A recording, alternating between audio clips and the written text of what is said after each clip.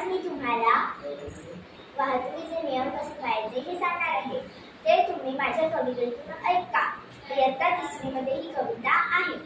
Traffic दादा सांगा सांगा तुमची भाषा आम्हाला सांगा, छोट्यांच्या ऐकून एकच गंगा। ट्रॅफिक दादा म्हणाले ऐका, दिसता समोर लाल दिवा, गाडीला तुमच्या ब्रेक करावा, खांबावर दिसता पिवळा दिवा, इकडे तिकडे नीट लक्ष ठेवा, हिरवा दिवा लागेल तेव्हा गाडी तुमची पुढे चढवा, लावाला वाहन नो पार्किंगला होईल दंड नक्कीच तुम्हाला, खूप दूर वाहन सोडा दुरुस्ती करा, वेळ न लावता पाळा नियम वाहतुकीचे, संकट नाही येईल ट्रॅफिकचे, वेगावरती ठेवा नियंत्रण, अपघाताला नको निमंत्रण। तुम्ही ट्रॅफिकचे नियम